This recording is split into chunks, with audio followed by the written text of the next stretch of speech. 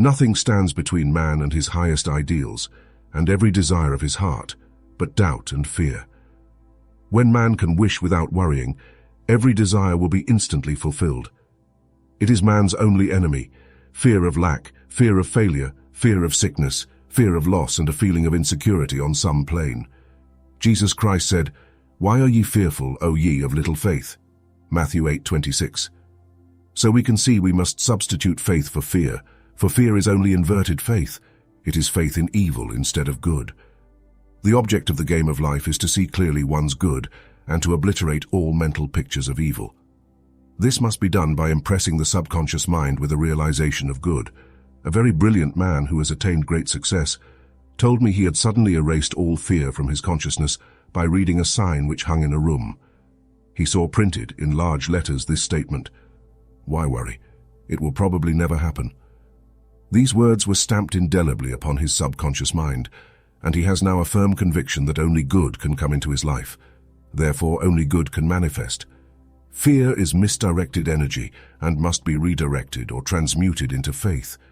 Jesus Christ said, "Why are ye fearful, O ye of little faith? All things are possible to him that believeth." I am asked so often by my students, how can I get rid of fear? I reply, by walking up to the thing you are afraid of. The lion takes its fierceness from your fear. Walk up to the lion and he will disappear. Run away and he runs after you. I have shown in previous chapters how the lion of lack disappeared when the individual spent money fearlessly, showing faith that God was his supply and therefore unfailing. Many of my students have come out of the bondage of poverty and are now bountifully supplied through losing all fear of letting money go out. Man should watch himself hourly to detect if his motive for action is fear or faith. Choose ye this day whom we shall serve, fear or faith. Perhaps one's fear is of personality. Then do not avoid the people feared.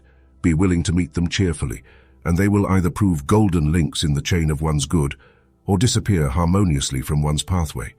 Perhaps one's fear is of disease or germs. Then one should be fearless and undisturbed in a germ-laden situation, and he would be immune. One can only contract germs while vibrating at the same rate as the germ, and fear drags men down to the level of the germ. Of course, the disease-laden germ is the product of carnal mind, as all thought must objectify. Germs do not exist in the superconscious or divine mind, therefore are the product of man's vain imagination. In the twinkling of an eye, man's release will come when he realizes there is no power in evil. The material world will fade away, and the fourth-dimensional world, the world of the wondrous, will swing into manifestation. And I saw a new heaven and a new earth, and there shall be no more death, neither sorrow nor crying, neither shall there be any more pain, for the former things are passed away.